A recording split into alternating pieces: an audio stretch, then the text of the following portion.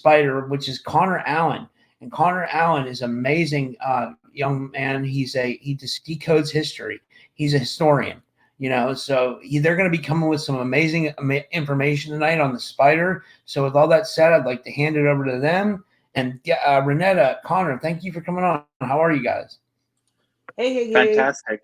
Hi everyone. So you guys are gonna have fun with this live stream tonight. I'm just gonna be a little bit cheeky here before we start. I want to tell everyone, first of all, thank you so much for being here, and thank you for understanding my teaching style, right? I go slow, not because people are slow. I go slow because I like to decode things and I like the feedback from the audience. And there are people who don't like that kind of style. It's not to insult anyone, it's just my style. So once again, I'm just saying thank you to most people for understanding. However, there've been a few people who are like, blah, blah, blah, blah, go somewhere else. Okay, it's as simple as that. Everyone here is here to learn. I mean, what am I going to do? Everyone here is here to learn, and people learn at different paces, and it has nothing to do with insulting anyone. Okay, so I just wanted to say that. So just make grace for people and their styles, right? So today, hey Rob, that's a lot of background noise, brother. Sorry, I'm gonna. It's my mic. I'm fixing it right now. Sorry. Okay, mute for a second, Rob. Mute for a second. No problem, man. Thank you, Rob.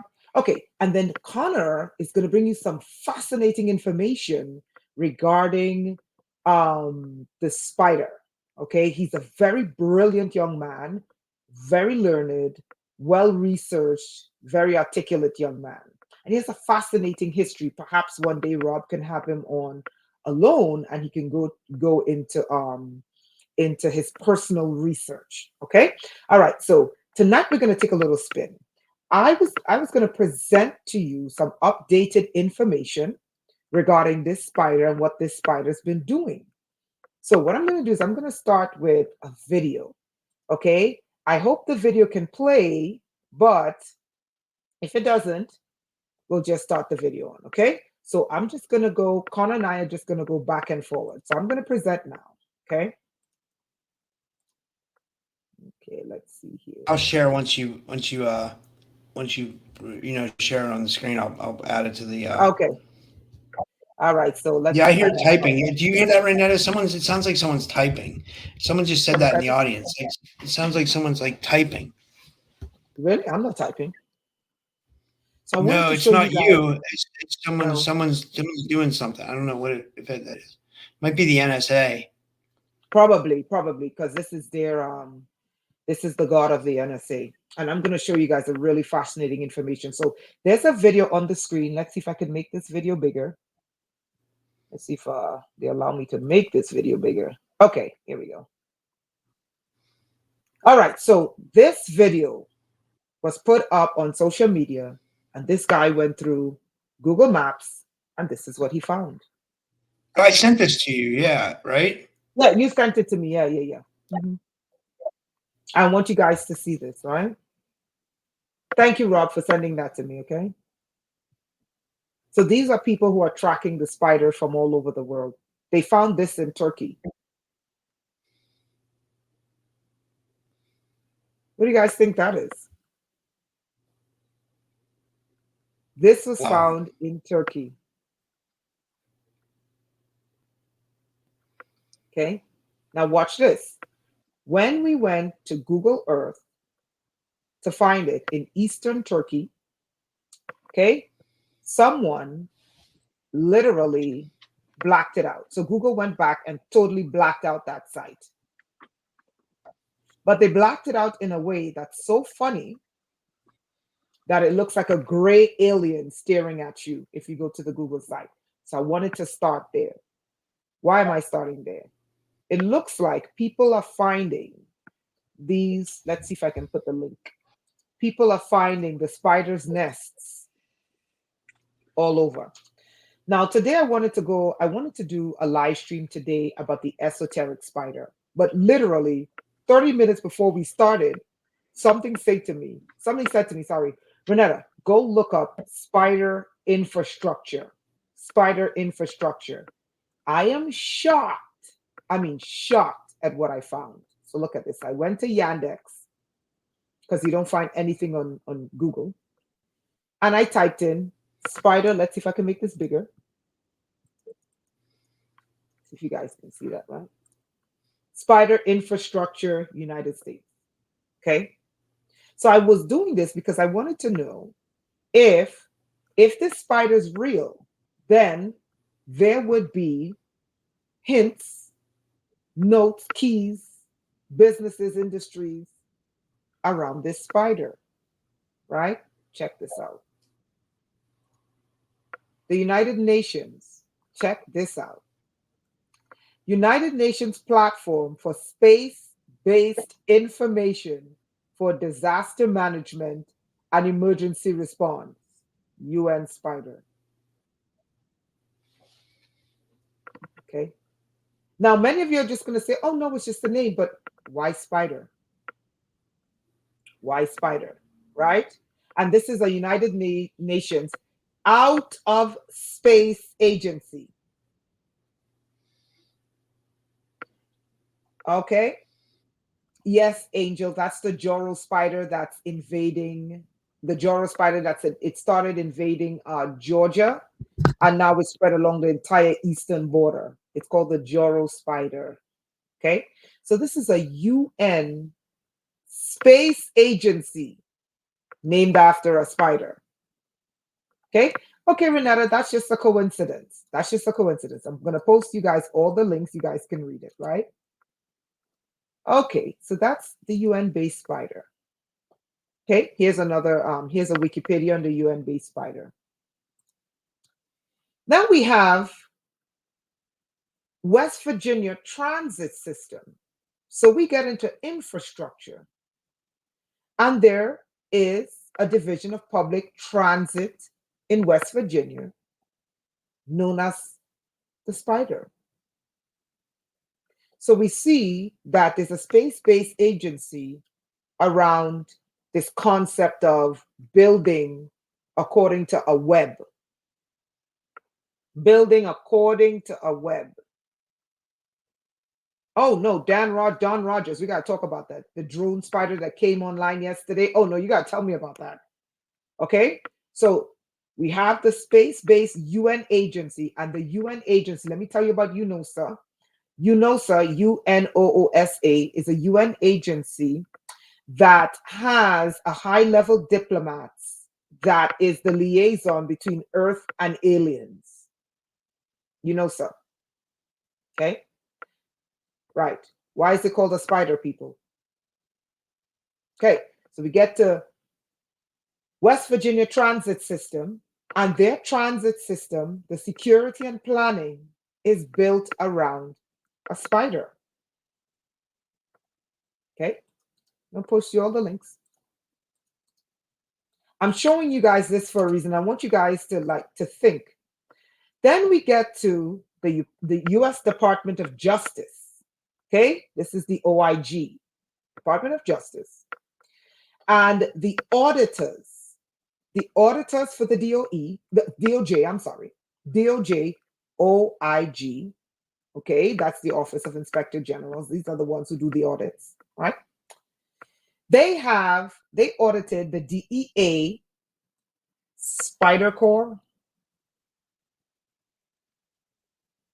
Spider Corps. Is that a coincidence? I want you guys to just start thinking here. Start thinking here.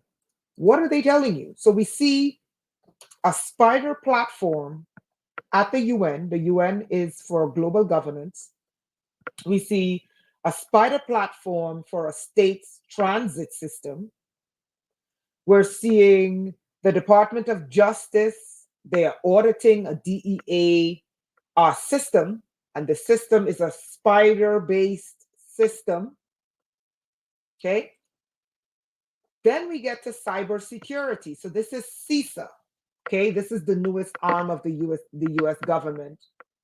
And they are tasked with basically cyber defense and protecting us, whatever, from cybersecurity threats. And every time they protect us, we end up with less rights. And they're talking about the latest in cybersecurity threats, which is a malware that's used for phishing, with phishing and ransomware. And the new type of ransomware is called a scattered spider.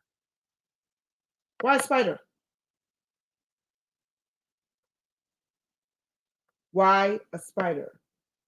Funny enough, if we get back to this article, hold on, let me just see if I can find it here. This article with Diplomat. This is a fascinating article you need to read. In this article, with a certain person whose list is set to come out. Okay. All right, they just blocked me from posting that. Okay. A certain person whose list is set to come out. In this article that everyone should read, they just blocked this article. Okay, I'm going to send it to you. Let's see if I can send it to you privately.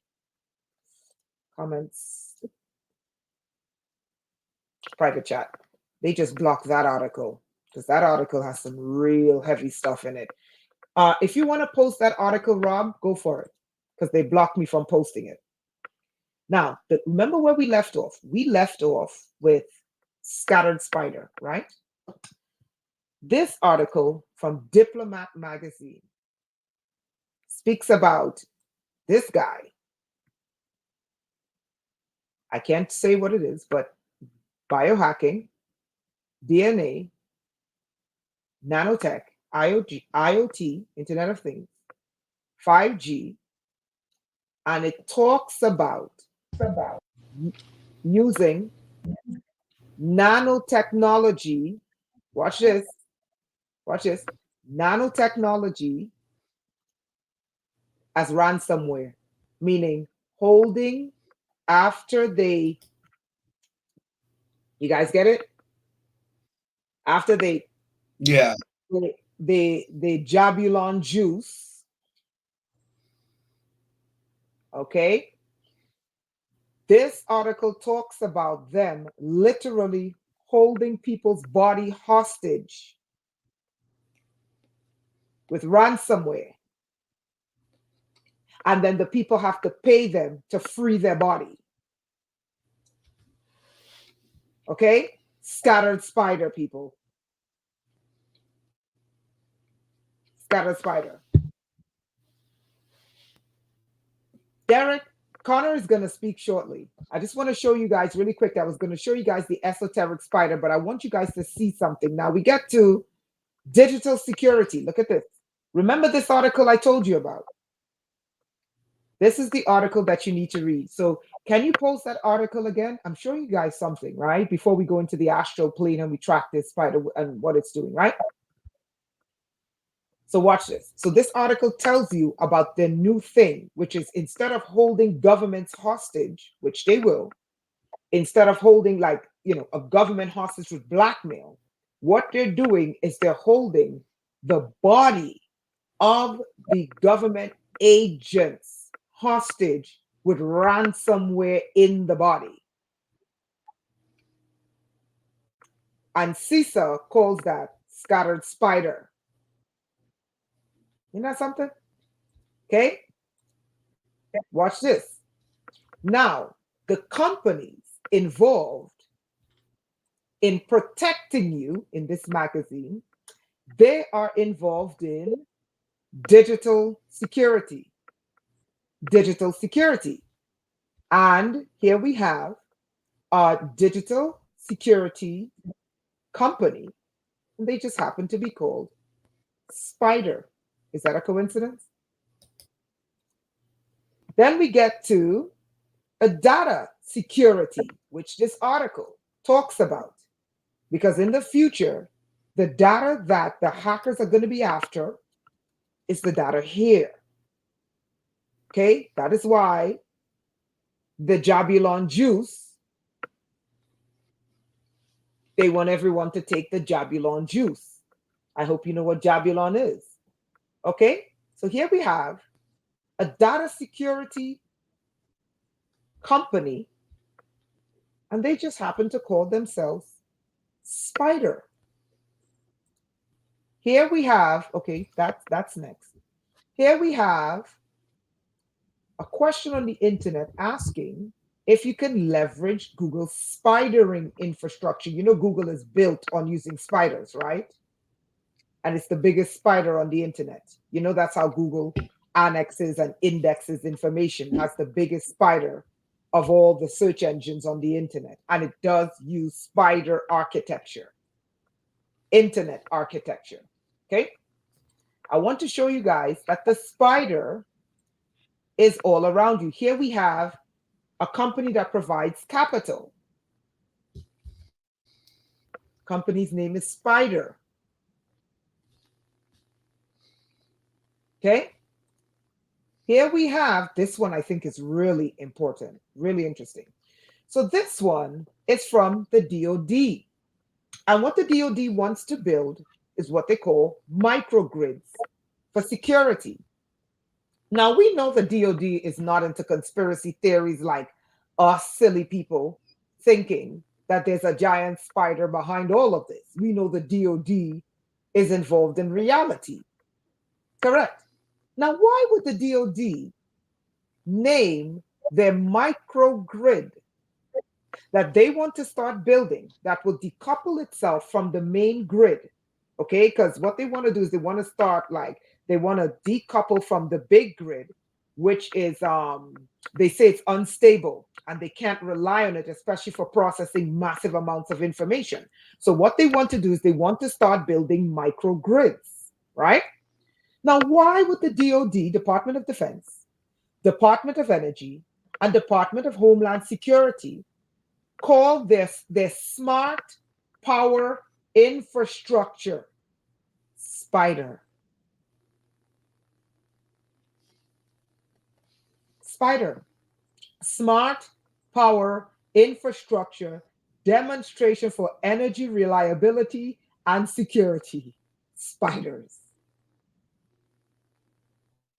Okay. Now, what is spiders? Reliability and security, spiders, DOD, DOE, DHS, operational managers. Okay, we went over that, yada, yada, yada. The summary of spider, what the spiders are: the ability of today's warfighter to command, control, deploy, sustain forces is adversely impacted by a fragile, aging, fossil fuel dependent electricity grid, posing a significant threat to national security. Now, what will the spiders do? The spiders, JCTD, will address four critical deficiencies: inability to protect critical assets from loss of power due to cyber attack, inability to integrate renewable and other distributed generation electricity to power task critical assets in times of emergency, meaning no downtime, okay, in times of an emergency, inability to sustain critical operations during prolonged power outages. Sorry, that one is no downtime. Okay. Inability to manage installation, electrical power and consumption efficiently, so over a long duration of time, and then reduce petroleum demand. So the DoD is building a spider grid. The DoD, DOE, DHS, in cahoots, are building spider grids around us. Okay. Okay. Who's involved in the spider grid? USPACOM, Northcom, that's Northern Command, DOE, DHS, I hope that's Northern Command, 5 DOE National Labs, USACE, ERDC, CERL, these are military contractors, it probably looks like it, and defense agencies, military services, Naval Facilities Engineering Command, local utility companies. So your local utility companies are working with the DoD and working with the DOE and working with Department of Homeland Security to build a spider infrastructure around you. States of, now, can anyone tell me why this is interesting? Look at this one. Why would the state of Hawaii be interesting? Why would the state of Hawaii be interesting? Can anyone tell me? Okay, so we have, I'm going to send you guys this link. No, we're talking about the spider. AI technology was given to them by the spider. Okay, AI tech was given to them by the spider. Okay, the intelligence of AI is not coming from nowhere and not just coming from programming. It's coming from an intelligent being, and that we believe is a spider. I hope that answers Angel Wing's question. Okay. Well, that's the goal, because there's a connection between Leviathan, the spider, and what's going on in Gaza. Okay. So they're building a spider infrastructure around you. I'm almost done. Okay. So let's get to NASA. So NASA takes a step towards manufacturing in space. NASA, what are you manufacturing in space?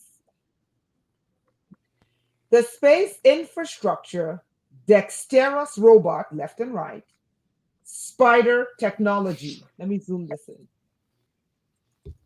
So NASA is investing.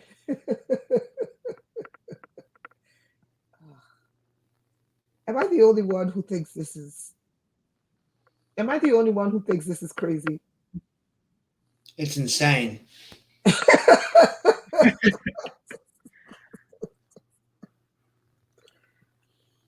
Am I the only one who thinks, nothing could possibly go wrong with this? So anyway, let's get to NASA.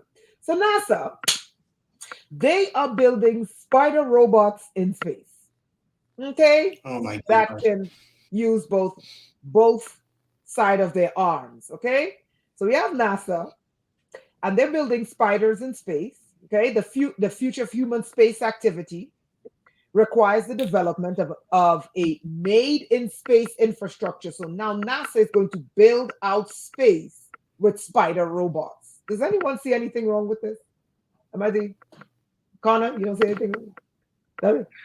I'm just gonna keep my my laughing thoughts to myself, because this is not a coincidence, people. Because what we have here is just what they want to do. They want to push that spider agenda. But I will bring that spider knowledge to you in just a minute. I'm gonna let Rainetta finish because I need to hold my emotions for just a second. Okay, thank you for that. I'm almost done. I'm almost done. Okay, so NASA is in the spider race to build out spider infrastructure. Then we get to, okay, so spider.com, which is a new search engine. Well, it's a crawler, because you know how they index websites and information over the web you can't see, the one you can't see, where you pull it from the deep web into the web that we can't see, right? Okay, so what they use to do that, they use spiders to do that, right?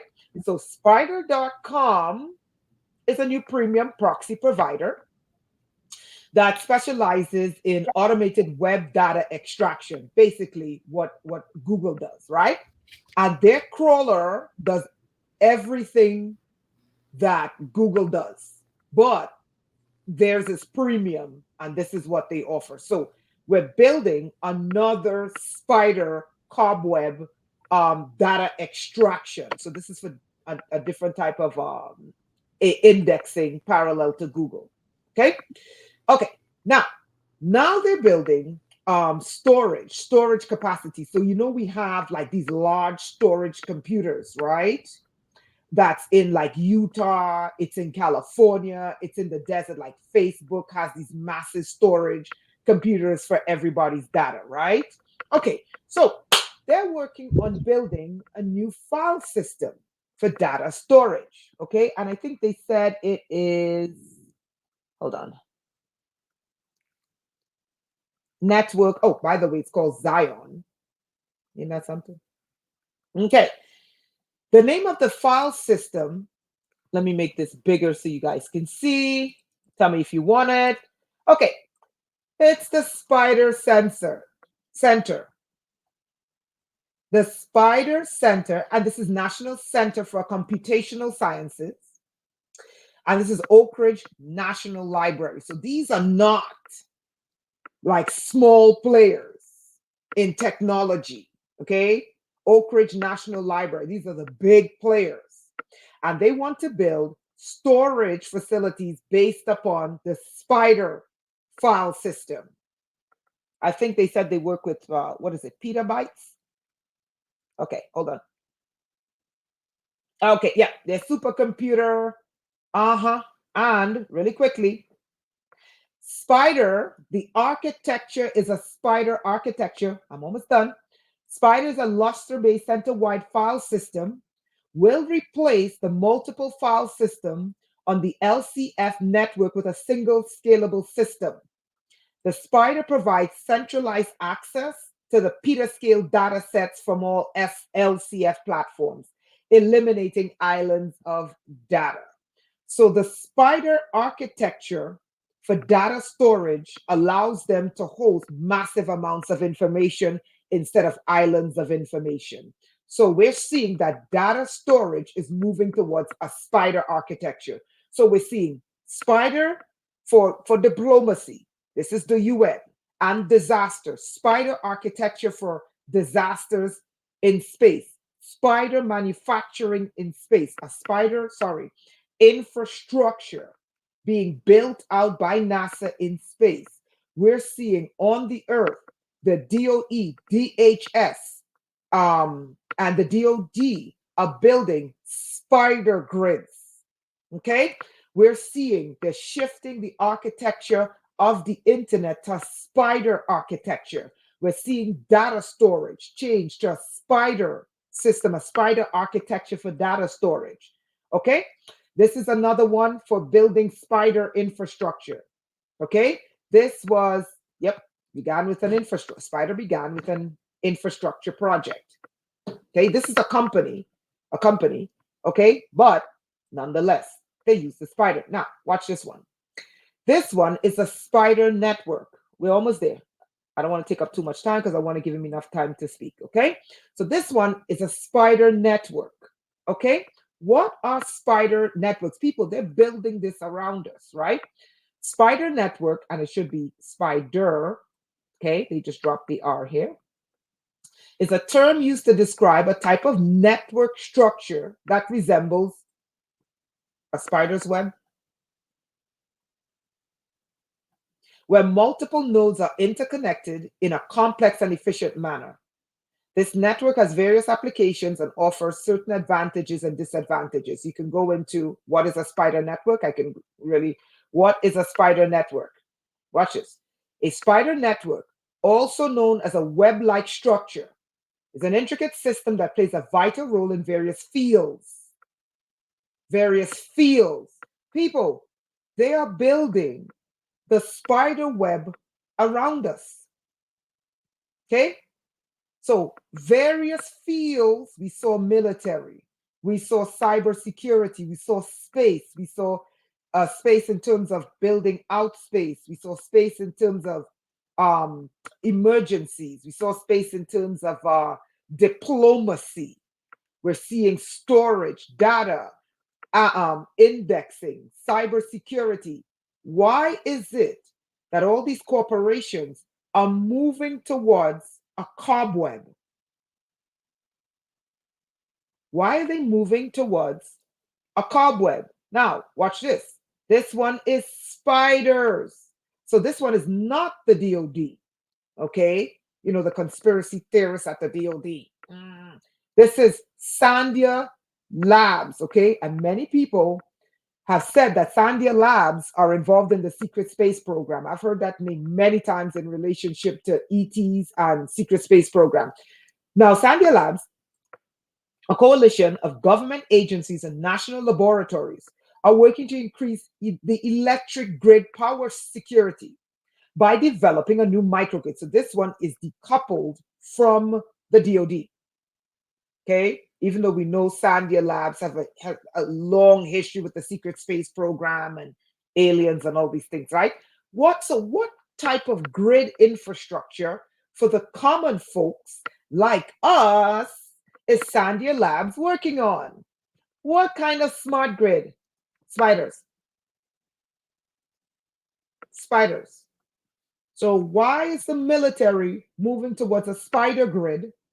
And why is it that government agencies are working with these government contractors to build a spider grid for us regular folk? Right? Okay. I told you about the cyber threat, which is called scattered spider. I can get rid of that one. Hold on. Okay. And this is just another company that's called Spider. This is the link I really want you guys to know. Okay. Now, let me stop sharing my screen really quickly. What do you guys think of that? And I know no one believes anything NASA says, but they are taking tax dollars and they are building a spider army outside of the planet. This is the reality, people. The question is, why is it that mega corporations, why is it that the military, why is it that government contractors and government laboratories, why is it that they're all collectively building an architecture, but the architecture is all based on a spider? Right? Something to think about. Okay, Connor, go for it. Alrighty, everyone. So before we get started, I like to do voices on characters, but before that, let me just tell you something real quickly. Remember when this is from a TV show called South Park. Remember when Father Maxie was trying to get a copy of Vatican Law, and they say, "Let's communicate with the higher source." What was the highest source? Hail the great Queen Spider! Queen Spider, they chanted, and you know, Spider is their deity. And you know what's interesting about that is that underneath the Vatican Church is the biggest Luciferian temple known to humanity, and the Vatican also worships the spider. Not a coincidence, ain't that? Connor, Also, your mic's cut. You're going in and out a little bit. I didn't mean to interrupt you. I'm so sorry. You're like kind of going in and out a little bit. I don't know. You know. Sorry. it's all right. If it keeps doing that, because my other set of headphones is charging. So You're good now. just, That was good. Sorry, I didn't want to interrupt you. it's okay. But I want to share something real quickly. So, do you guys remember the movie Spectre, James Bond? Remember the Yes. terrorist organization called Spectre? I want to. Do you guys remember their symbol? Yeah. I'm going to. Oh, bloody hell! What do we have now? Oh boy, I hate technology so bad. This is just really technology, really, just really, really, really driving me nuts right now. Can you see my screen? Oh boy, now I have to set the damn thing up. Okay. Yeah. When you search, either Rainetta or I will be able to add it to the screen because she's an admin, so she's Okay, like I a have to see co-host. it. All right. Mhm. Okay. So Renetta, Share it. Google Spectre and type in Spectre symbol James Bond.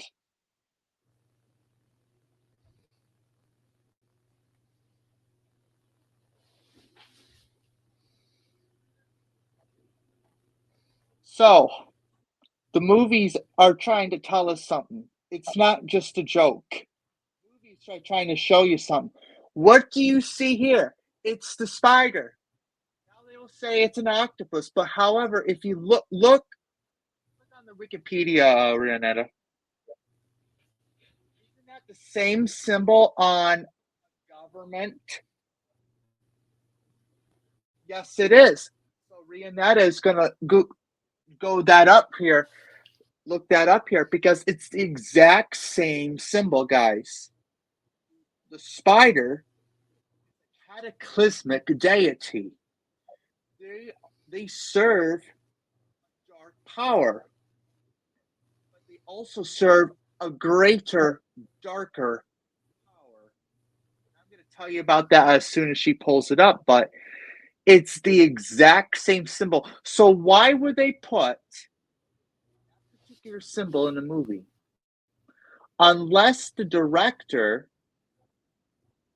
is trying to tell us something. That symbol actually exists. Look at what we have here. That is not a joke. So why would they put dark deity circling the planet, but it's actually a symbol of a terrorist organization in the movie? They work for the Dark Spider in that movie. So why would they adopt that symbol?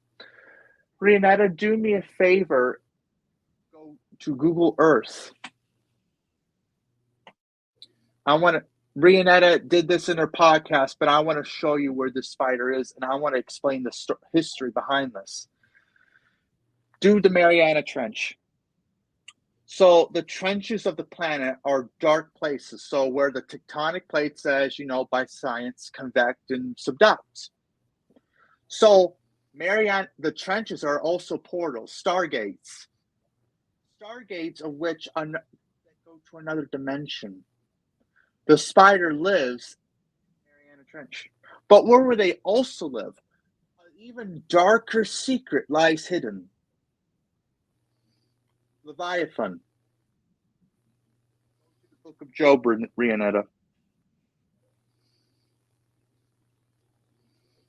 Leviathan. What does he protect? He is an all-powerful guardian. However, it's not just that.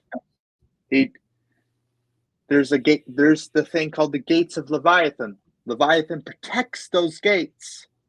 Those gates are a stargate.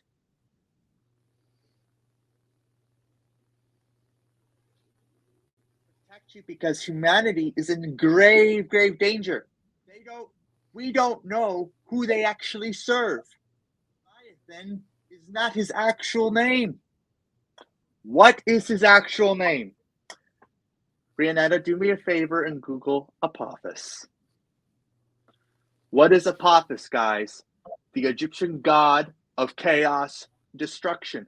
Oh, thing though. Where does Leviathan and the spider live? In the abyss, the primordial darkness. The asteroid Apophis. Google. Your time, But Apophis, the god of chaos and destruction. Apophis destroys universes. He destroys planets. Leviathan is Apophis. So we are in grave danger here. CERN wants to resurrect Leviathan. They want to resurrect Nimrod. They want to resurrect Set, the Egyptian god of disease. But here's the thing, though. Set is the protector of Ra. Ra fights Leviathan. Apophis equals Leviathan. When Ra in his ram-headed form, he wages battle against Apophis or Apeb. Apophis wants to destroy the afterlife. He wants to destroy the mortal world. Let's go back to Google Earth because this is relating to Gaza. Let's go to the Mediterranean Sea. So, in the story of creation in Egyptian mythology, there was Ra and there was Apophis. Now, here's the thing though. There was an island created in the middle of an eternal lake. Creation started with that island. And the occupants of this so-called semi-mythical world, guys, very strange creatures. There seem to be three groups of people. One called the sages, the other called the builders, and the other called the Shepti. Nobody knows who they are. These are the ones that were very mysterious because they are said to emerge from the water, guys. And according to history, a series of gods came and built the first temples. And here are the first temples that were built, the first ones ever in the world. And then all of a sudden, the mood changes. The armies of these divinities are led by this falcon god Ra, and he battles this kind of enemy represented by snake. Apophis is known by many names. He is also known as the Great Leaping One. But when he appeared, there was a ton of darkness, and a big floods destroyed the sacred island. You know what? That island is Atlantis. So the Egyptians told of an island in the middle of an eternal lake. So, and they said creation started with that island. And when Apophis destroyed that sacred island, this is when the war took its toll. Apophis was resurrected by Set when he usurped the Egyptian throne. So in mythology, you can't discount it as like pure fake. Mythology is fact. It happened, it existed. We are at war, fellas. We are at war. Let's go to Gaza. You need to pray for these people. And I mean it. Pray for these people because they're in great danger. Now, Apophis, aka Leviathan, is worshipped by a group of people called the Zionist Jews. So the Zionist Jews are the ones who control the 13 families of the Illuminati today. What's scary about that is that the Jewish God is Leviathan. Who is the son of Leviathan? Their Messiah. Their Messiah will come underneath the earth, the abyss. The abyss, guys. That is the Antichrist. Let's go to Hellenic Trench. So, where Gaza is located, it's also located to a far upper climax here, called the Hellenic Trench, another Stargate portal. And if you look at these lines here, there has to be an underground city where they're not telling us. Like they're in the Pacific, and if you find everywhere in the oceans, there is platforms everywhere to underground bases and underwater bases as well. For extraterrestrials, they're called SDOs, unidentified submersible objects. So these cities are connected to the Hellenic Trough. The abyss of where the Antichrist and Leviathan will come. Lilith is the spider. Who was Lilith, guys? The first wife of Adam, but wasn't created from the same earth as Eve was. So the story goes is that Lilith refused to obey Adam. So God gives her chances and says, okay, send 3 angels to submit to his authority. But when Lilith refused for the final time, God condemned her to walk the earth as a ghost. She became the first vampire to wander the earth. So what's interesting though is that trenches, they're also connected to specific points of energy. Why would there be a triangle? Rainetta, go to the Leviathan triangle where they have this oil group. Why would they call it Leviathan? This is the point. These people want to release Leviathan. They're going to push all the way into this oil. Now you're going to say, oh, it's just an oil field. Where do you think is underneath the oil? Leviathan. Leviathan resides underneath that oil. We are in grave danger. The moment he's released, he's going to destroy the planet. They're going to bring him to they're going to build the third temple in Jerusalem, knock down the Dome of the Rock, and build that temple for Leviathan to reside, and his son, the Antichrist.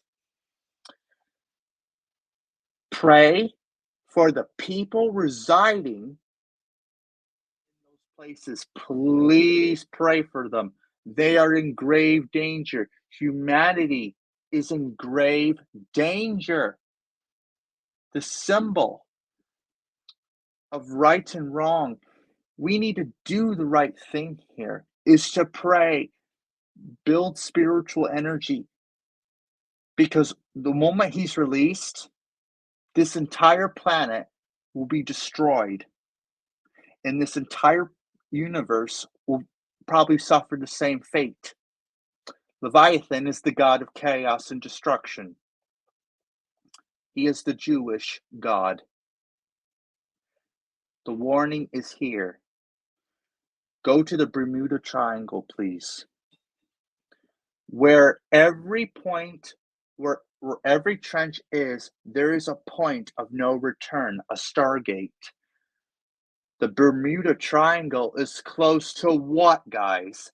The Puerto Rico Trench. Do you think the Spaniards knew something? I think, oh, they did. They know what's going on. The Puerto Rico Trench is connected to the Bermuda Triangle. There's actually a guy that went up top the Puerto Rico Trench and crossed into the Bermuda Triangle.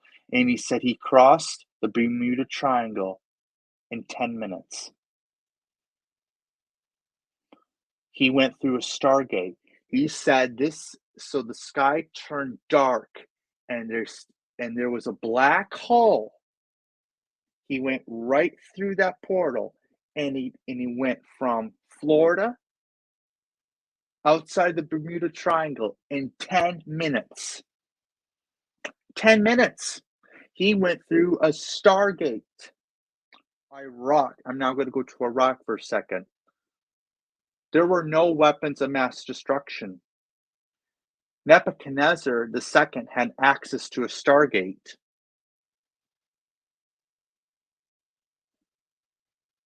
The stargate is where they bring in divinities. It's where you have access to the divine. So be aware, guys. Be knowledgeable, because this is the ultimate plan. The New World Order is supposed to bring back Leviathan. The moment they pass the New World Order, it's done. Chaos has won. But we can stop this from happening. Why do you think the United States and the Zionist Jews are working together? Is to bring back their God, Leviathan. They're working together. They're going to drill for that oil. The moment they hit Leviathan, we're fucked. I'm sorry, but we are screwed. We are screwed. The moment they find Leviathan, we are screwed. Hey Connor, I want you to tell them if you can, what's the knowledge about the Leviathan group and the Leviathan gates? Oh, okay. So the Leviathan group Mhm. is made of 33rd degree Masons. And they protect the Stargate, the portal. They also protect Leviathan. So they're a very secret group within the Masons. Very secret. The Leviathan group protects the portal. They also protect Leviathan and their Messiah. So the 33rd degree Masons, the ones who are directly appointed by the Leviathan group, run this planet. So the 13 families descended from the Antichrist, the son of Leviathan, is also they protect their God. The Leviathan group is also another symbol. Rainetta, Google the Leviathan cross. That's Leviathan symbol. That is the symbol of Leviathan. Those 13 families worship Leviathan. This dark symbol is part of Satanism. So Satan is out of the picture right now. The main person we should be aware of is Leviathan. This is what they work for. This is the group that protects Leviathan.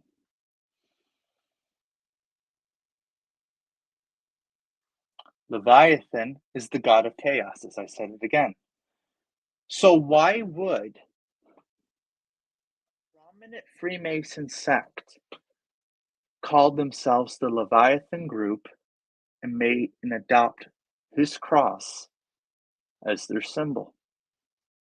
Well, it's because they worship Leviathan. So do the Jews. I'm sorry if you're Jewish, but you actually worship the wrong God. So you also have other symbols that have different meanings.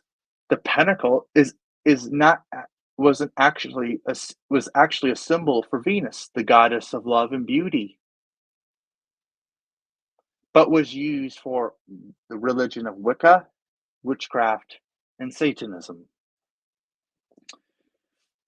We are in grave danger, guys. If you look at these symbols, and if you realize what's going on, it's because they have a prominent sect within society. They're part of the World Economic Forum. They're part of the United Nations. These societies govern the United Nations, and they keep them in check. The world's most powerful organization, and the Pope is part of this group, the Leviathan group. He leads this group. Pope Francis. He leads the Leviathan group. Now, what's interesting about this is that, remember the medical symbol?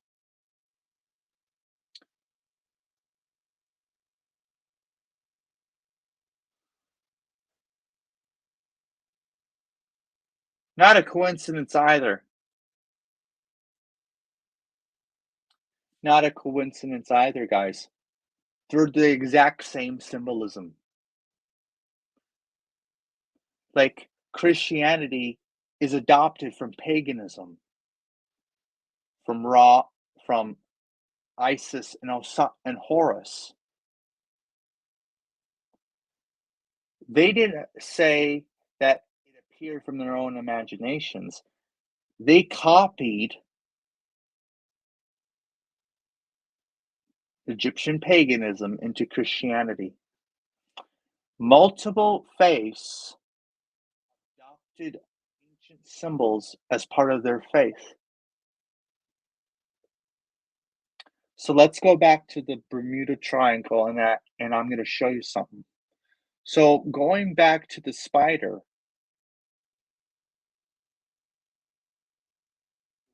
grid is a spider web of energy. So all these sites, actually, Rainetta, let's go to the Great Pyramids of Giza. So the Great Pyramids of Giza are part of a ley line. Ley lines are part of the global grid. So the moment you see these three pyramids is to echo where they came from. Extraterrestrials that came from this region, the Orion constellation. So you have three beings arriving, three stars in Orion's belt. So every structure on Earth is a part of a ley line. So Scotland is a great example. So you have these vitrified forts, mythological wars. How in the hell can that be mythological if ancient legends say they were vitrified? Let's go to Mohenjo-Daro. Actually, go to Mohenjo-Daro. I need to tell this story. There was a British Egyptologist, I forgot his name, but he actually went to Mohenjo-Daro and he found vitrified bricks and pottery. So originally they said that culture can support like 12,000 people, but only 4,000 skeletons were found. Vitrification happens when extreme temperatures happen. I'm going to quote the Ramayana for a second. There was a great battle between Vishnu, who disguised as the great King Rama, to battle Ravana. So Mohenjo-Daro, kingdom of Lanka. And out of this, when there was a weapon called the Brahmastra that was used on the site. So the story goes, and this goes into further detail, is that Ravana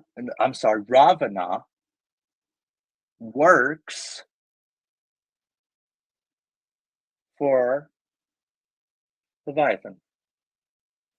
So there was a great war between Vishnu and Ravana. So the moment Vishnu pointed that weapon in form of Rama and said, "Sayonara," destroyed that city and killed, and the moment when the people felt the radioactive sickness, they started to die. So, and with extreme temperatures, those bricks fused and became glass-like, and they became smooth. And you know, Maya, I'm going to bring that in just a second.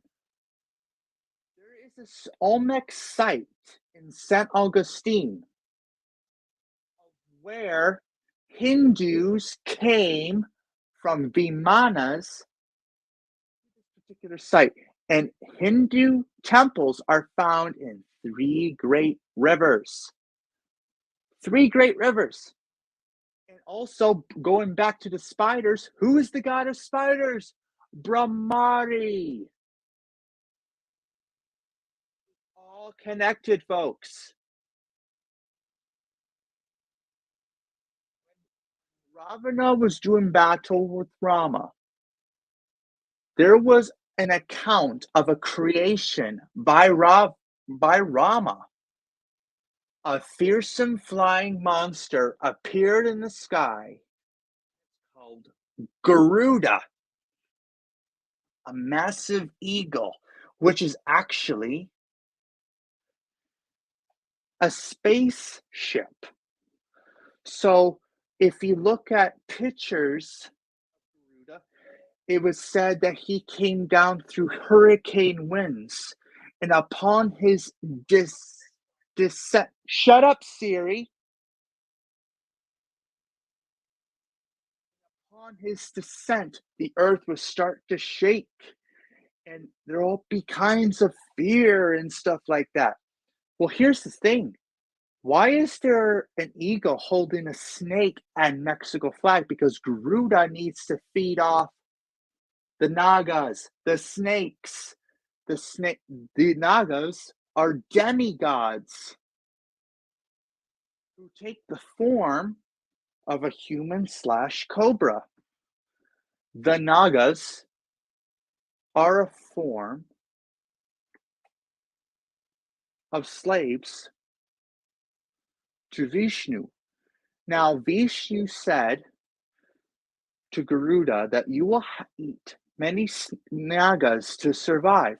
Now, going back to Teotihuacan, same thing as the Giza Plateau, the 3 pyramids. Also, the Spider Woman. Now, Quetzalcoatl, the supreme god of the Aztecs.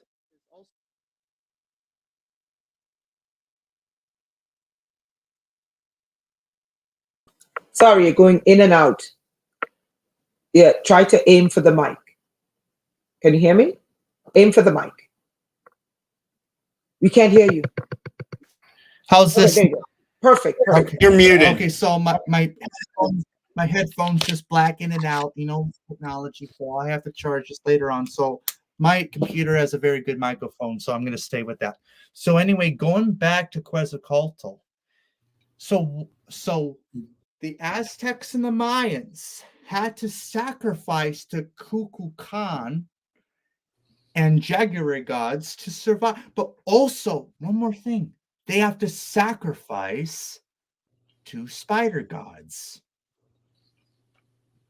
So why would they sacrifice to jaguar and spider gods? Because they said that if they don't feed the sun will black off.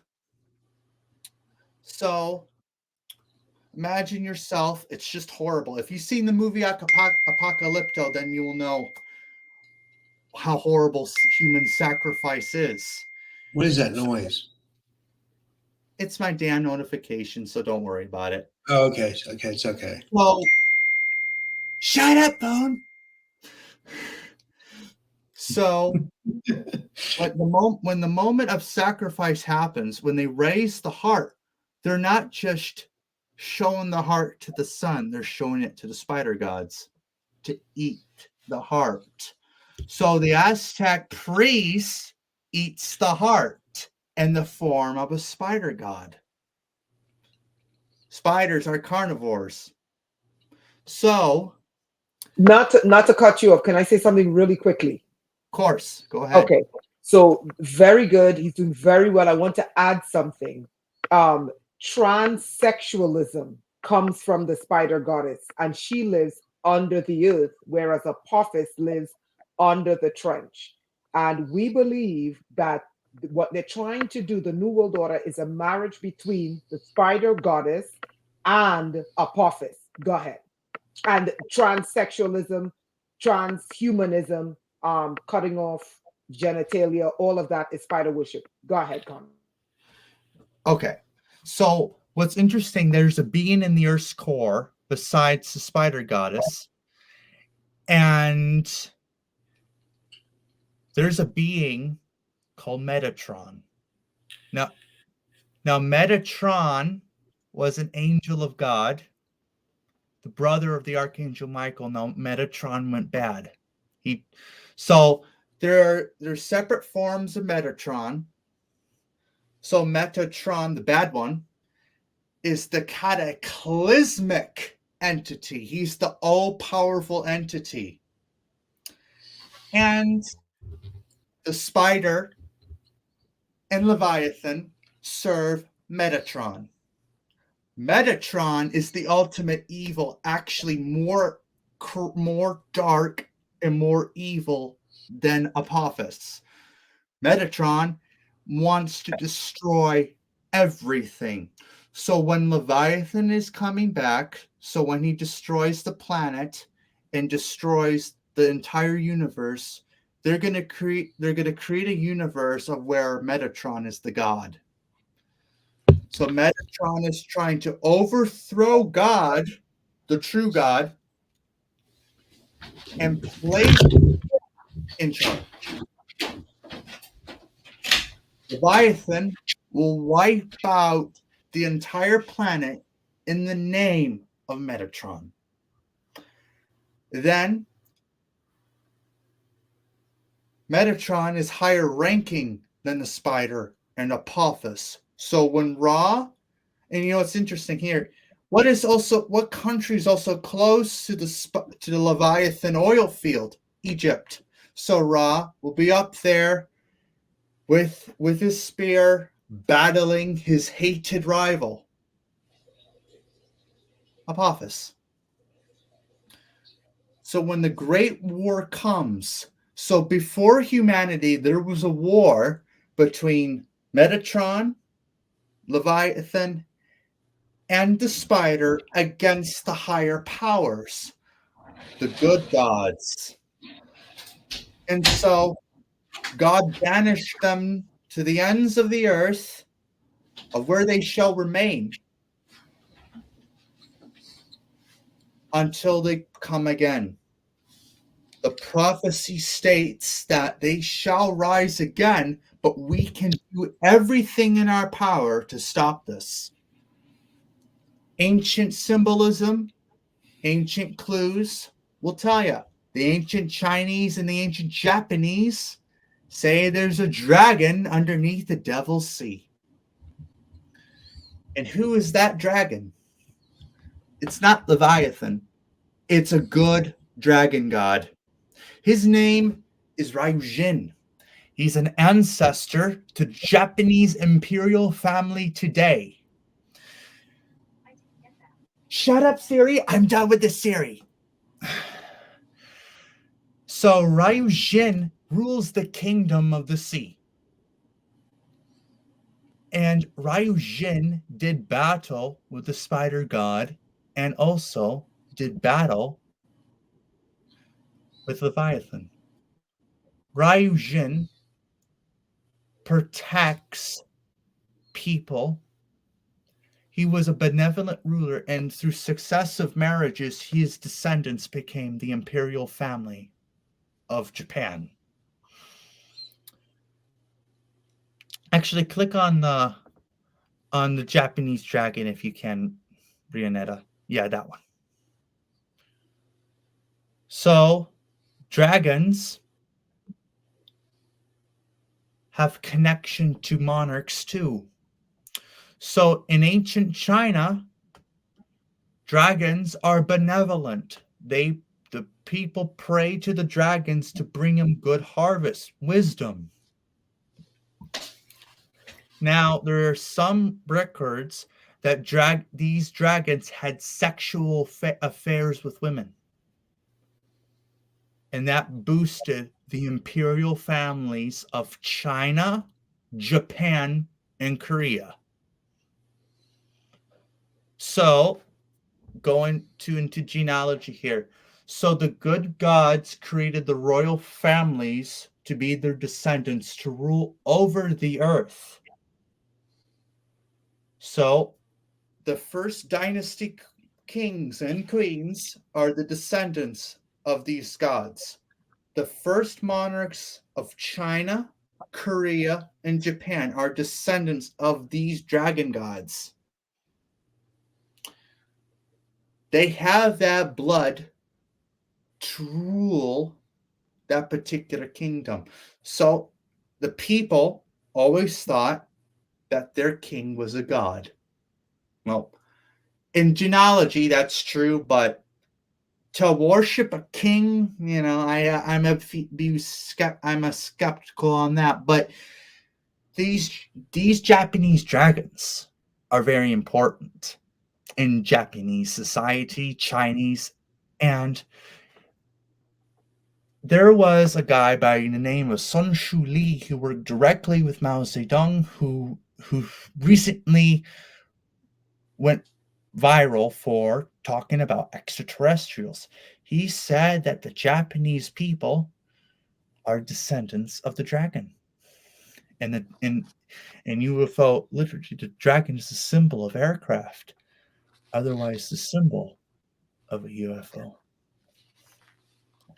And they go back to the Yellow Emperor, and his vehicle was a dragon. The yellow dragon comes down from the heavens. He rides the dragon out into the stars. So the Yellow Emperor was an extraterrestrial who brought acupuncture, medical technology, and also architectural achievements to mankind. So when he first saw the people of Earth, he saw them as sad and poor, but he saw potential. So in order to help the people from being crammed into the spider worship, he descended from the sky and taught those people in different scientific disciplines. And so he brings comfort, order, and leadership to his people. Order out of chaos. Does that ring a bell? So, going back to Amaterasu just for one little second. Amaterasu was the sun goddess in Shintoism, queen of heaven and creation, and all the emperors descend from Amaterasu. So she sent her descendants to Earth to bring order out of chaos. Japan's first emperor, Jimmu, was a descendant of Amaterasu and therefore set a lineage and connection to this divinity. So she sent a divine crow, Yatagarasu. Now, Amaterasu went to war with the spider and she won. She won. She kicked the spider's ass. Is that what she did? So she sent a divine crow, Yatagarasu. Actually, Google the three-legged crow, and you can, and then you can Google what you were doing. So, Yatagarasu is also in ancient China. It's also found in ancient cultures like the Yangzhou and also the Longshan cultures. But this crow was massive. So this crow was in. Actually, go down a little bit. Do you see that painting, guys, from the Han Dynasty? And see that three-legged crow there? What is he in? He is in a divine light. So this sun crow is a messenger of the gods. Messenger of the gods. Well, and I know you're saying, Connor, what the fuck are you saying? What do you mean, descent? A messenger of the gods. Well, that messenger is where to send. And also Horus is a bird god. So why are bird gods so prevalent in ancient mythologies? Is because they're all shape shifters. They're all messengers of the gods. There's a Hindu god called Dhanvantari. He is the god of medicine. And whenever he descends to Earth, he shapeshifts into a bird. Now, you're Connor, and I know you're saying, Connor, what do you mean? What is your point? Get on with it. That means that Dhanvantari is Thoth, the Egyptian god of knowledge. Have you heard of the emerald tablets? They're all written by Thoth. And you see these three-legged crows in divine lights. They're sending messages to their descendants, the kings. Now, I'm going to tell you a very interesting artifact that the Japanese royal family have, and it's part of their crowning regalia. And remember, when the coronation of the new emperor Naruhito in 2019, in his enthronement ceremony, he went to a temple with 3 divine artifacts given to his ancestor by Amaterasu: a mirror, a jewel, and a sword, known as the imperial regalia of Japan. This mirror was quite extraordinary. They say this mirror, he could see what happened every minute around all of the islands in the Pacific Oceans in the mirror. So what is this mirror? Some technical device? So think about technology here. So when you're looking at a YouTube clip from the Iguazu Falls, you're looking at a magic mirror that shows you everything in the world. So they're highly technical objects. Can I interject really quickly just to agree with Connor? Because he's saying that there's some sort of linguistic connection between a West African tribe and Japan, several West African tribes and Japan, in terms of language and in terms of culture, which is really interesting. Anyway, back to the Yoruba tribe, one of their deities, okay, one of their orishas, Yemanja, which is the queen of the waters, okay? Her symbol is a mirror that allows her to see everything. Go ahead, Connor. So anyway, so Japan and the West African tribe is very connected. Also, you should look at this culture in Africa called the Dogon tribe. Now, they said that their gods came from Sirius B. Now, what were their gods? I want you all They to were take fish a guess. people, right? They were in the Nomo. Yes, they were fish people. So remember I said about the dragons underwater? They come from Sirius B.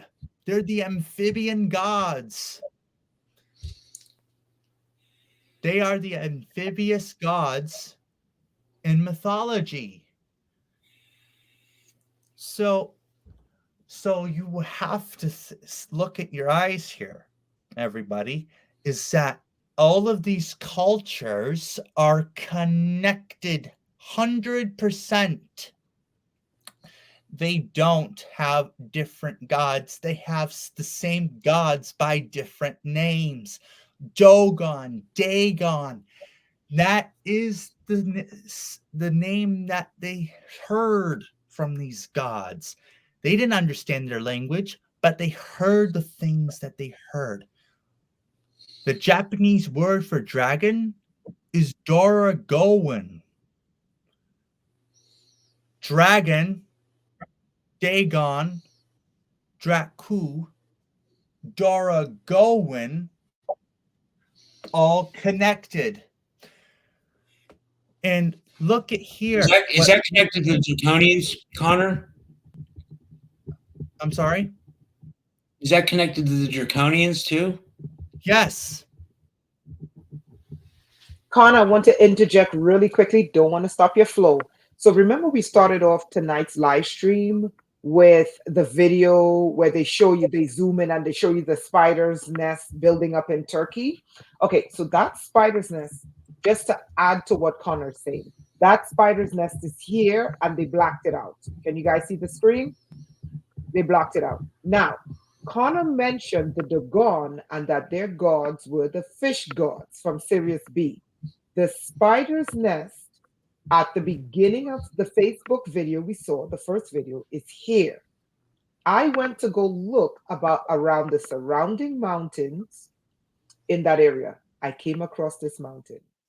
This mountain looks exactly like a normal. Do you guys see it? You see Yeah. the eye, the waves, and then the mouth down here, and then the elongated skull? Can you see the normal? Yeah. That's not a coincidence, people. Can you see it? Connor, do you see it? Yep. That's a normal. The mountain looks just like Dagon, the fish god. Okay, Connor, go for it. So anyway, so the gray aliens also have a commander in chief called the Mantis people, the Mantis gods. The ant people ring a bell? So you Yes. have insectoid extraterrestrials coming down to teach knowledge. So during alien abductions, there are people that have record accounts of an 8-foot tall mantis, praying mantis extraterrestrial. However, these praying mantis extraterrestrials are very benevolent. They're very benevolent because they're the ones who are trying to get mankind out of the spider worship. So there's an intergalactic confederacy made up of several extraterrestrial foundations. So all the evil extraterrestrials that were banished from them came to Earth and started, spider worship and artificial intelligence, that sort of thing, and demanding human sacrifice. Those are the evil gods. The good gods are the ones bringing down knowledge, civilization. So taxes are brought by these evil gods as a form of control. Let me tell you something here. In the original Christian canon, reincarnation was a prevalent thing until it was removed by Roman Emperor Justinian the Great in 553 AD. So the original form of reincarnation in Christianity was eventually declared a heresy. So you have only two destinations, heaven and hell, and it was used as a control mechanism. So remember your little indulgences papers? Martin Luther also talked about it. Okay, so what you would do, I'd like to have an indulgence, please. Okay, that'll be 5,000 ducats or whatever. Congratulations, you go to heaven. What do they use that money for? Tell me, guys. Tell me. Rainetta, take a guess what they use the money for from indulgence taxes. To build the banks, to fund the banks. Correct. Mhm. That's what they used. What did they use? Gold? They used gold. Mhm. So Yep. ducats is gold. However, so when paper currency was developed, you are born with $13 million in gold. So when you get a loan from the bank, they charge you interest, and so they steal your money from your birth certificate into their pockets. That's how they fund themselves. And the reptilian deal comes on. There are two kinds of reptilians, the good and the evil. The draconians are reptilian extraterrestrials. However, those two groups went through separate waves because one of them was good, one of them was bad. There's a guy by the name of Phil Schneider. He worked in Dulce in Area 51. The U.S. government killed him because he was violently attacked by reptilian and gray extraterrestrials underneath the base. In Native American mythology, you have the Ant People. Also, you have underground civilizations, pre-Adamic races before Adam. The earliest culture before Adam was reptilian. The seraphim are reptilian. The highest ranking angels are reptilian. Lucifer was a seraphim, a reptilian. So the good reptilians went to war with an ancient council, the reptilian order, as they are called. This council controls the world. So in legends, you have reptilians. Their descendants are the royal families. However, the earliest reptilian gods were good. The descendants of the evil reptilians made it into their bloodlines. So you have history here. What I'm telling you is that the NSA refuses to let me speak because they're probing into this interview right now. You know how they are, guys. Thank you, Edward Snowden, for releasing everything about what they do, about their sinister agendas. See, what Rainetta is showing you right now is that every culture is connected. You know, I recognize that hill somewhere. There's all kinds of petroglyphs containing spiders. There's all kinds of petroglyphs containing extraterrestrials. There's all kinds also called geoglyphs, glyphs of the earth. What Rainetta is showing you is a geoglyph.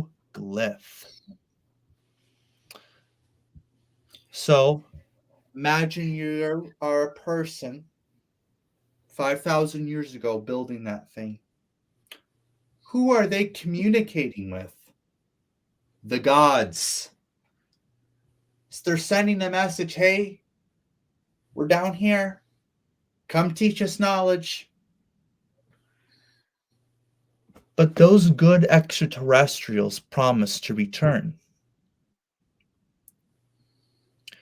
And if you look at Mount Shasta, all these points are bases. Sugarloaf Mountain is an example.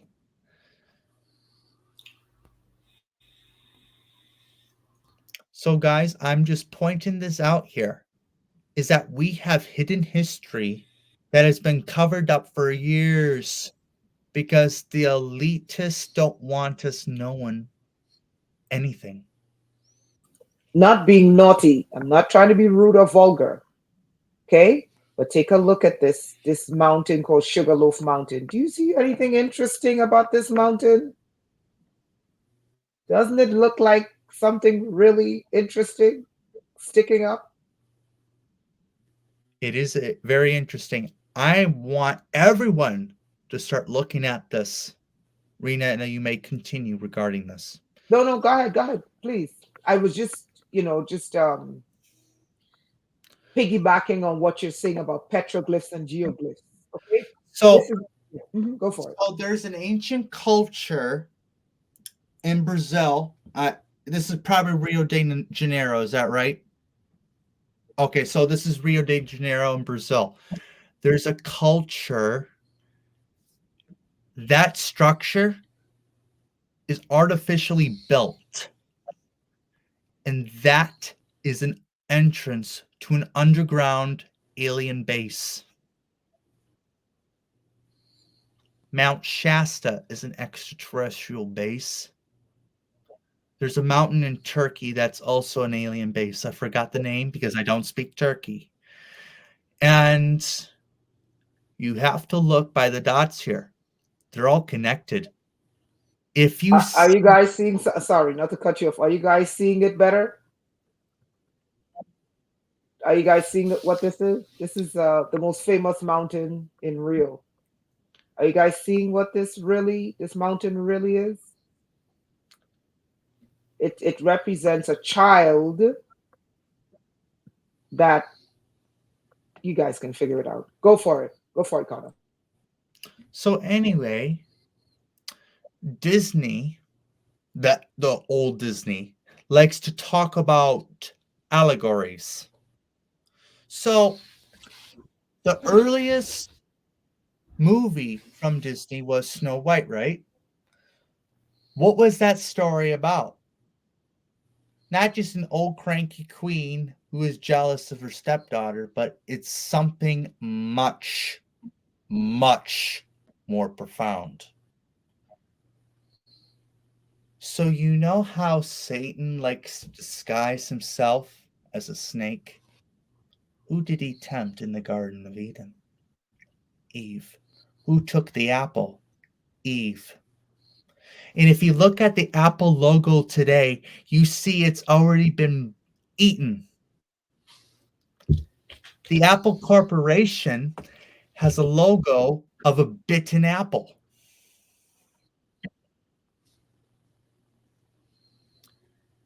Just saying, guys. Just saying. It's all connected.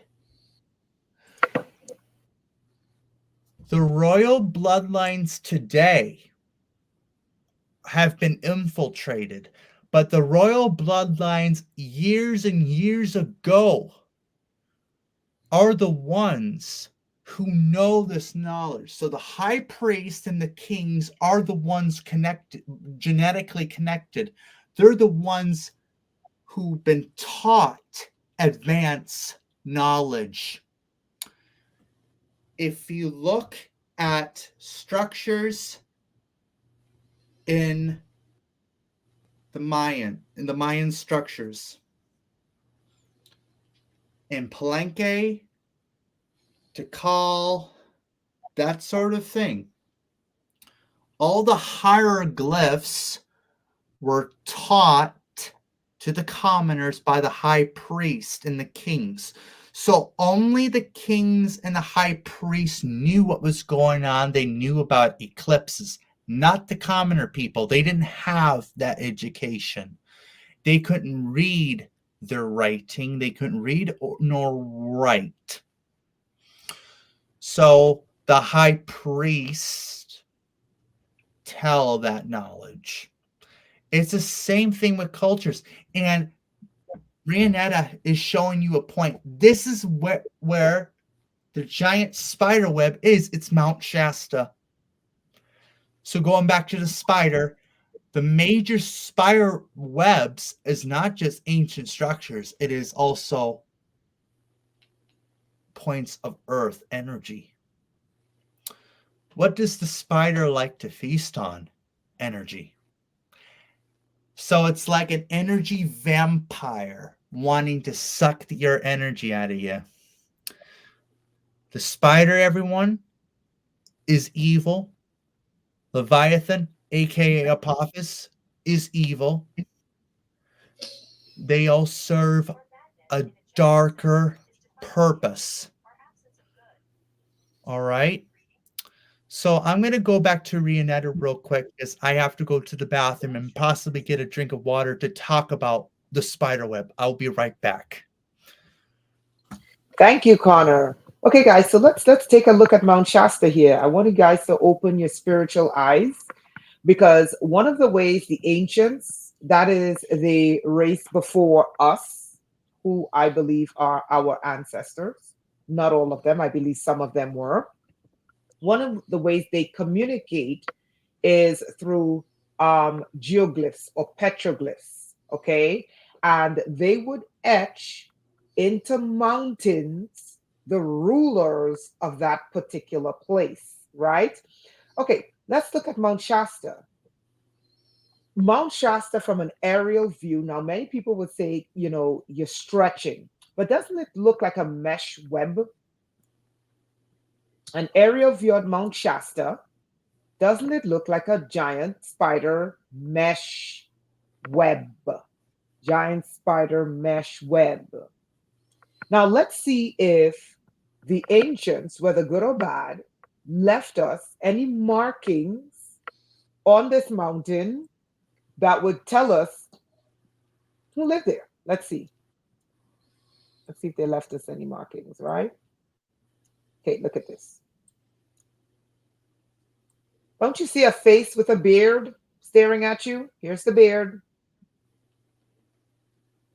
Here's the eye. Here's the other eye. Are you guys seeing it? And then his crown goes up like this. You guys see it? Yeah, I see it. There's a face. Thank you. Anybody else sees it? And he has long, wild hair. His nose is here. Okay?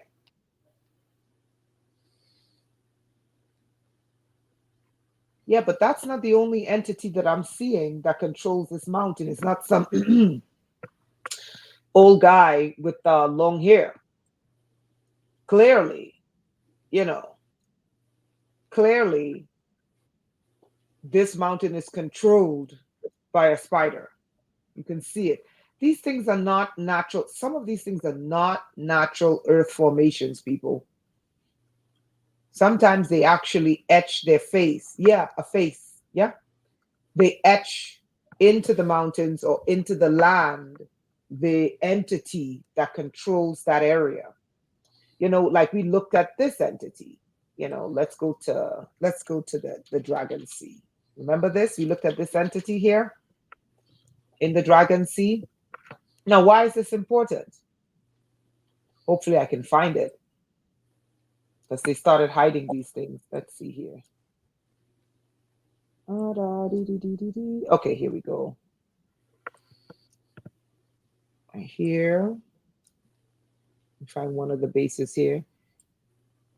Okay. Let's give me a second here. Let me see if I can find this thing.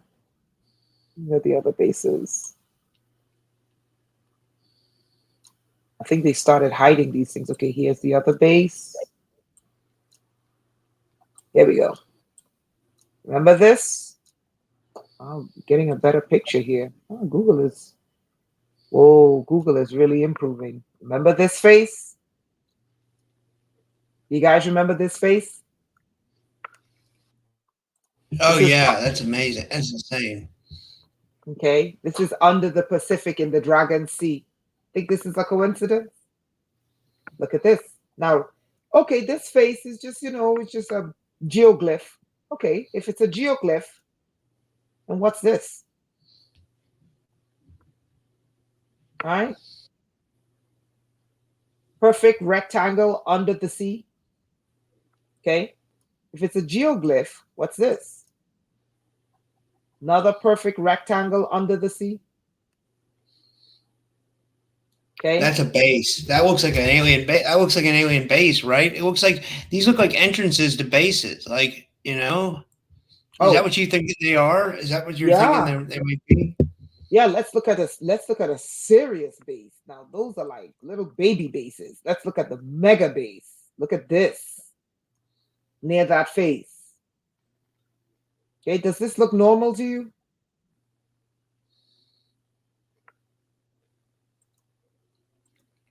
Look at the size of this thing. And let's look at the entrances, right? So one of the things the ancients did is that they carved into the mountains the faces of the entity that lives there. Let's zoom into this base. I want you guys, we went over this before, but just recapping a little bit, right? Okay, so this is the lower level. Look at this. We're getting to the lower level. Does that look normal to you? Does that look like a mountain to you? Let's get to another level.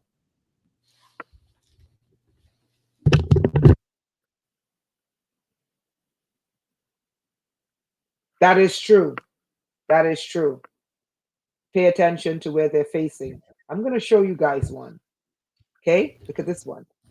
I'm going to show you guys one in my neighborhood. This is another level. Okay? I have to stop sharing my screen and I'm going to find it for you. Okay? Look at this. 3 levels. 1, 2, 3.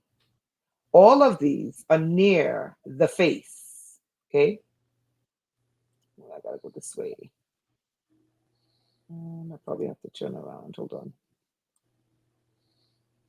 I hope I didn't lose where I was. Hold on. Sorry. Let's see. Where am I? Oh, I gotta turn the opposite way. Oops. There we go. Okay. And the bases are here. Base 1, base 2, and the face is here. Okay. I want to show you guys. I'm going to stop. Go for it. I want to show you guys another base. So Connor, you go for it. I'm going to show you guys another base and why these things are important, right? Because there is under the sea, and then there is under the sea. And what Connor said, and what I've been saying, is that the rulers of this planet, what they want is they want the entities that are under the trench. Okay, so we have the bottom of the sea. We're looking at the bottom of the sea, but that's not the bottom. They want the entities whose domain are underneath the blue, underneath the land. They want them above ground running the planet. Okay? Think about that. Connor, go for it. I'm going to pull up this video. I'm going to stop sharing my screen for a second so I can pull up this video. Go for it, Connor. Alrighty. So, anyways, wait, before he goes, I just want to say we have like 20 minutes left. I can go for about 2 hours, and then we'll have to do a part 2, if that's okay. Yeah, that's fine. Is that okay?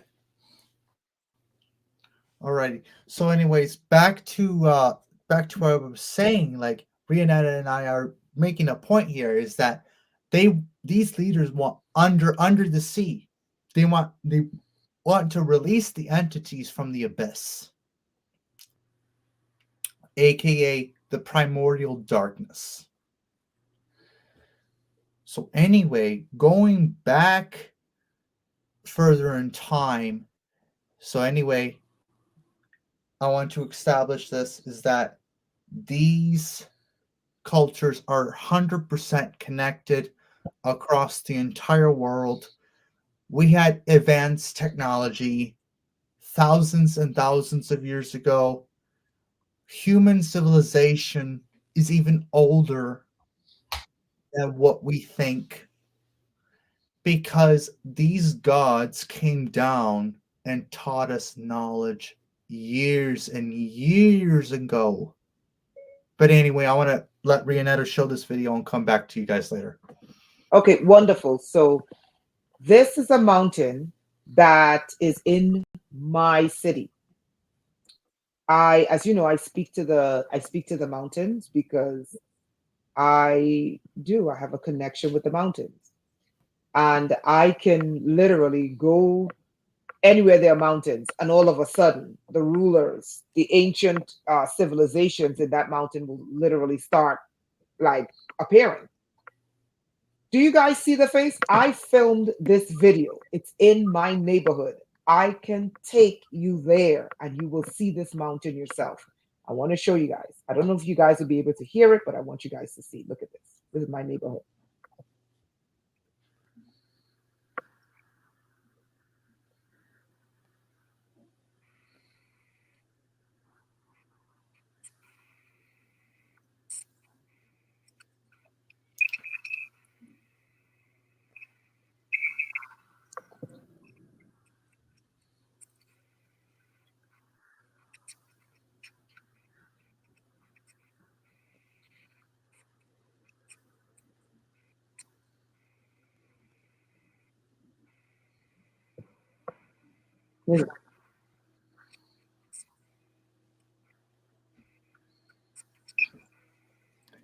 So do you guys see? Do you guys see the face? Do you see his eyes? I mean, this is what he looks like. Like, I'm not even kidding you. This is exact. I did not edit this. This is what he looks like. So you see his two eyes, his nose, his mouth, and a pyramid on top of his head. And then in the shadow is a lion. Let me tell you a story about this. So this mountain calls me. I ended up taking a bus in an area I've never been to.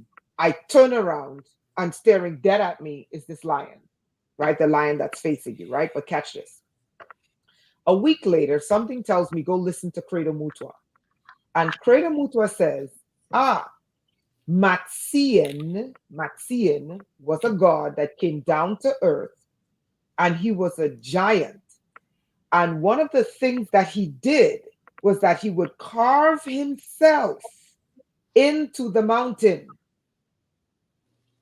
And Maxian, that's his name, his symbol is a male lion. It's a male lion facing you. Do you guys see the face? Yeah. Yeah. Isn't that incredible? Do you see it, Connor? Yes. You know So what's fascinating, though, and bringing back to my point, though, is that the ancients have always been drawn to mountains. And Mount Tai, Mount Fuji, Tengu Mountain. I want to talk about Tengu Mountain for a minute. So what are the Tengu? The Tengu are mischievous demons. Now, going back real quick, the Africans say that they have spider trickster gods. This is what the Tengu are like. They're tricksters. So they're actually the Anunnaki. They're taking form, and they live inside Tengu Peak. So many people are afraid to go to this peak because of the Tengu. But however, there are 4 Tengu accounts are being good.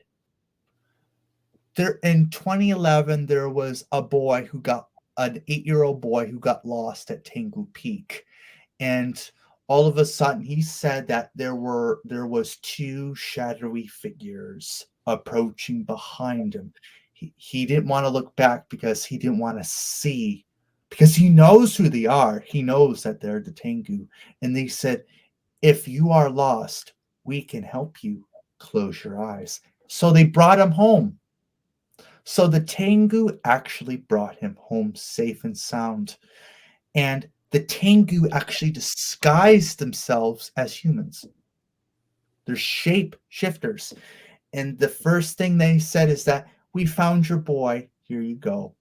And then the parent looked like this, and then they were gone. They were gone. And so the Tengu are very, very tricky. I like to call them tricky. And, I actually went to Japan with my friends, and, I have, going back to genealogy real quick, that my grandmother was actually my great grandmother was actually related to the imperial family of Japan. But I went to Tengu Peak. I actually just climbed on top because I'm fascinated with the Tengu and their stories. I know who they look like, and I'm not afraid. I actually had an encounter with the Tengu. And so I walk through this cave, a dark point, and all of a sudden I hear a voice. Who comes here? And he said, come on in. Come on in. And so as aware, and then I come through this lost cavern where these beings were actually wearing Buddhist monk clothing, yellow clothing. And so they had the features of a reptilian. They had sharp claws like an eagle. and they have a bird mouth. And so I thought, who are you? We are the Tengu, and we're here to receive you knowledge. So to be aware, I was like, I know who you are. I know you're tricksters. I'm just going to be wary. And they said, we respect you. Let me tell you this, is that every mountain on earth we all reside in, we are guardians of a secret. We are protecting humanity from the spider. I said, who is the spider? She is Lilith, a dark goddess. We are protecting humanity from this deity who is threatening to destroy you and who is threatening to bring back Leviathan. So, the reason why we draw you in here is because we need to relay this message to mankind. And I thought this would be appropriate time to mention them. They are warning us, guys. The Tengu are warning us. They want us to be protected, even though they like to play tricks, but they were telling the truth. They're the guardians of protecting the truth. They are protecting humanity from Lilith, the Leviathan. So everywhere you go to mountains, they reside in them. There are bases where they reside. So the Tengu reside in every single mountain. They reside in Mount Shasta to keep the spider sealed. They don't want her released because they're sealing her in Mount Shasta. Go ahead, Rainetta. I know you're anxious. You want to show everyone, so go ahead. No. That was really, really good. And I appreciate that. While you were talking, I just wanted people to see this is Mount Kailash. Do you see Lord Shiva? Is it Shiva that lives in Kailash? Yes, Shiva's Lord face? Shiva. Lord Do you see Shiva his face? lives there. Do you see his face? His eye, nose, mouth. Don't you see a face staring at you? I see a face, guys. They've carved their face. Remember, this mountain is billions of years old, so it's gonna have wear. But you can see the entity that's protecting this mountain. So whenever I see mountains, I always give them respect because I know mountains are not what we're taught they're supposed to be. But Rob, before we wrap up, Don posted a link to the drone spider, the giant drone spider. He can't post it in here, so do you want to share that? And Connor, tell us how people can get to learn more about you, more about your history, before we wrap up. Yeah, of course. Before I do that, I'm going to talk about Mount Kailash. So Mount Kailash is a pyramid, and there in China, there's these caves that talk about the pagoda to the heavens.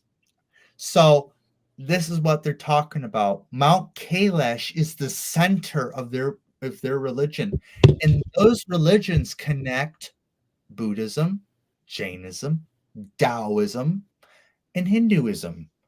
Those religions all go to Mount Kailash, and let me tell you, it's a pain in the ass journey to get there. People die on the way there.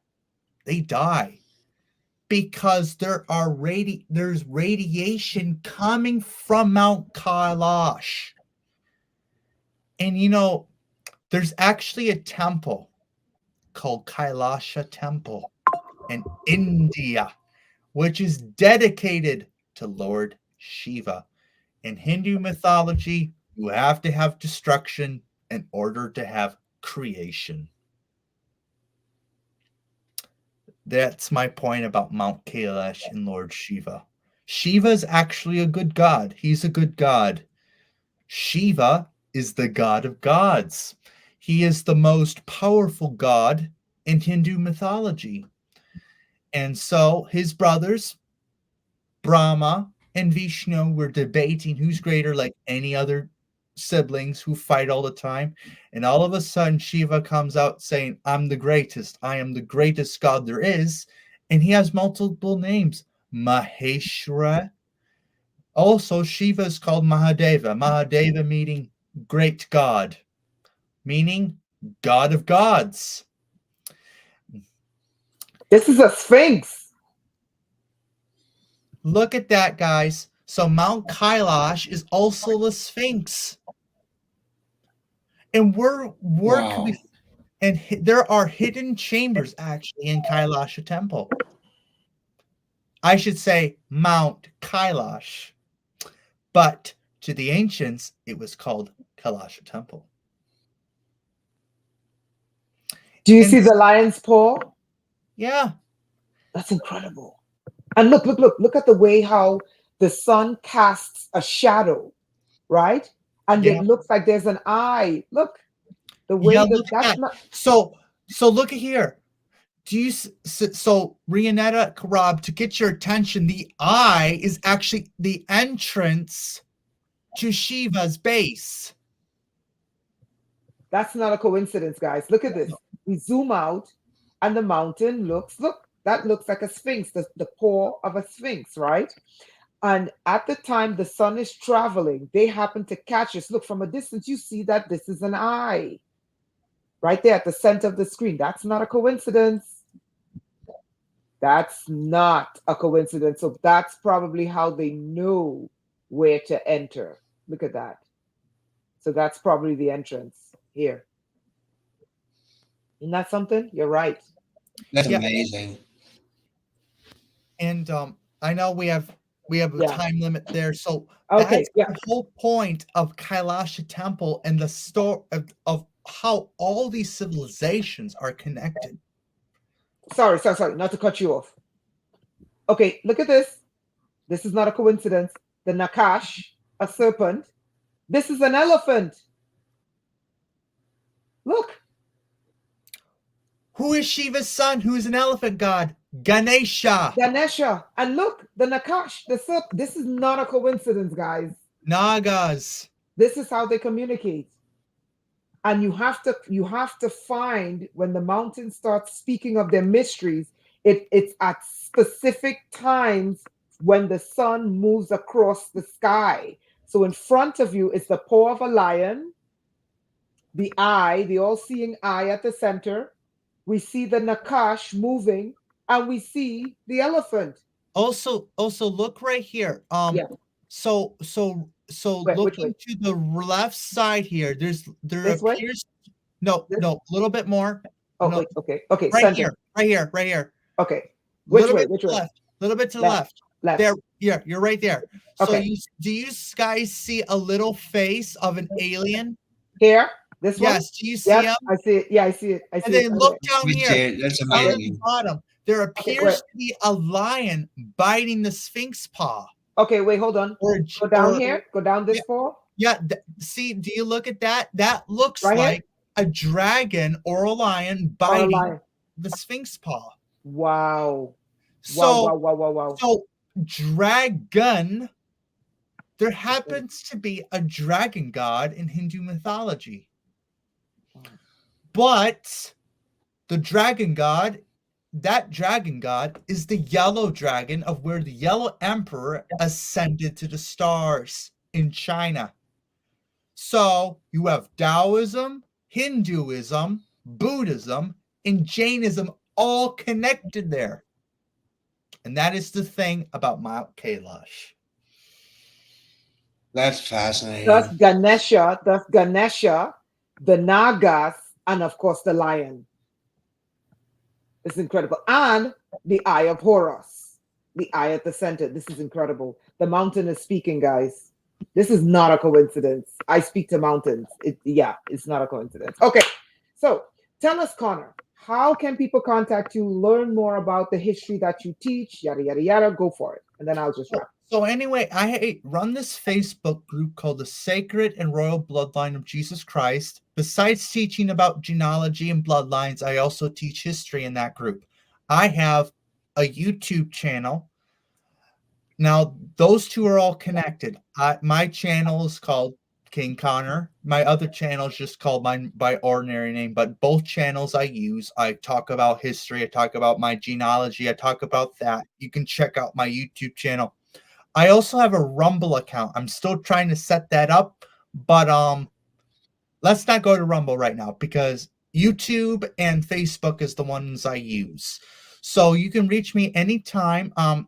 Rob, can you type in my email? Or if I type my email? Is there any way I can type my email? My computer. Well, maybe Rainetta might be faster than me on her computer because she can.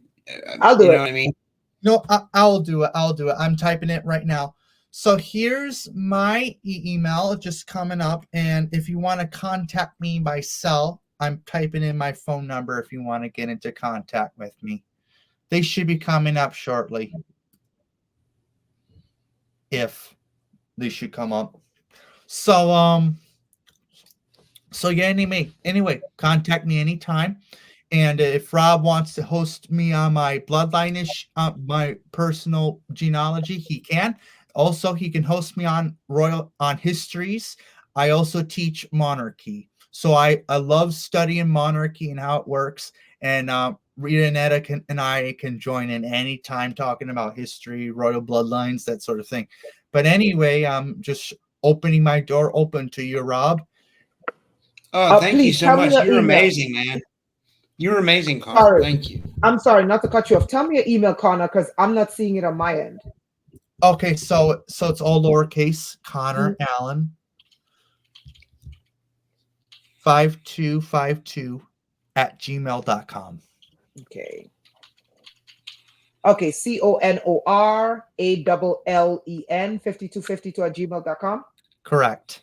Okay, there we go. Let me put it on the screen. Connor. Okay, okay.